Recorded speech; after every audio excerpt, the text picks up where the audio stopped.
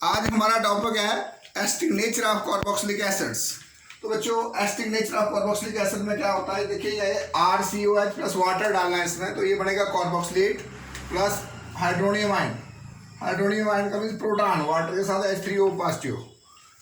इसमें K equilibrium equal to RCO की concentration into hydronium ion की कॉन्सेंट्रेशन ओवर RCOH, यानी कि प्रोडक्ट जो है प्रोडक्ट ओवर रिएक्टेंट की कॉन्सेंट्रेशंस। तो इस वाटर एक्सेस में हम लेते हैं तो वाटर के साथ K इक्विलिब्रियम लिखना है और आगे RCO कार्बोक्सिलेट और हाइड्रोनियम आयन और फिर ओवर करना है RCOH की कॉन्सेंट्रेशन। हम इसको ऐसे भी लिख सकते हैं, इसका मतलब ये हो गया water K equilibrium equal to K।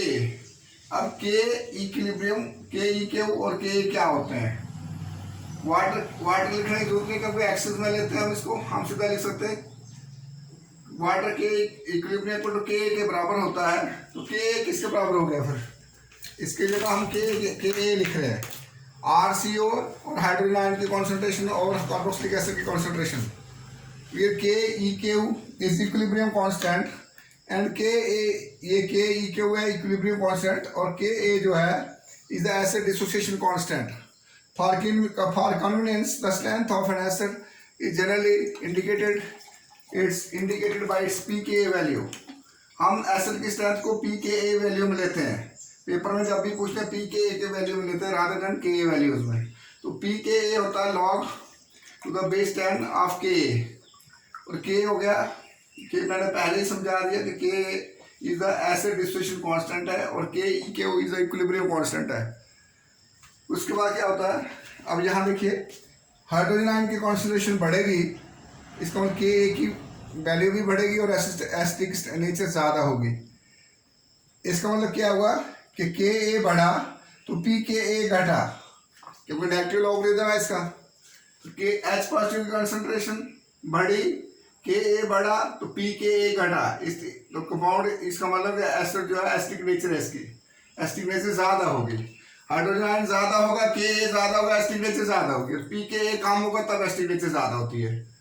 इसका मतलब क्या होगा, acidic nature is inversely proportional to 1/pKa। Inverse अगर pKa कम होगा एसिडिक नेचर ज्यादा होगी, pKa ज्यादा होगा एसिडिक नेचर कम होगी।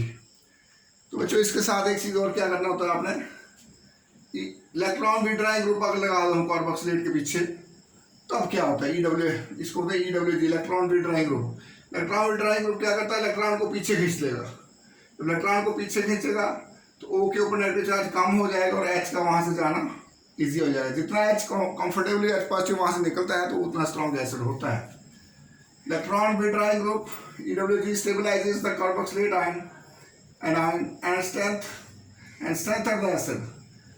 EWG से स्टेबिलिटी आती है और इस तरह से इसके इलेक्ट्रॉन विड्रॉइंग ग्रुप क्या करता है कि कार्बोक्सिलिक एसिड को स्ट्रॉन्गर बना देता है।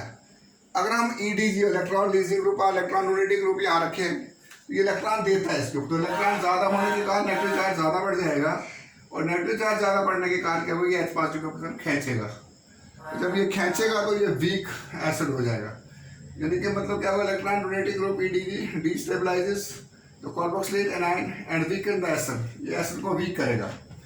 अब बच्चों कुछ कंडीशंस हैं। पहला number, stronger acids have pKa value less than 1 होगी, जिसकी pKa वैल्यू कम होगी वो स्ट्रॉन्ग एसिड होंगे।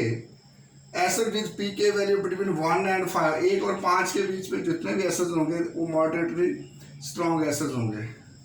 और weak acids have pKa value between 5 to 15 और extremely weak acids have pKa value more than 15 होगी।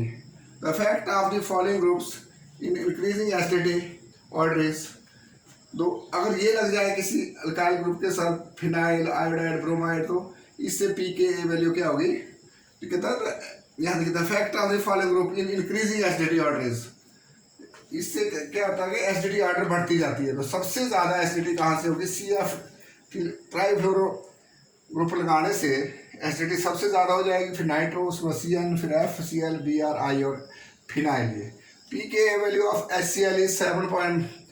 pKh वैल्यू ऑफ HCl जो होती है वो -7.0 होती है वेयर एज पी के वैल्यू ऑफ ट्राईफ्लोरोएस्टिक एसिड जो होती है 0.23 होती है, पी के value of benzoic acid is 4.19 होती है, 19 होती है, एंड एस्टिक एसिड की पी के वैल्यू 4.76 होती है।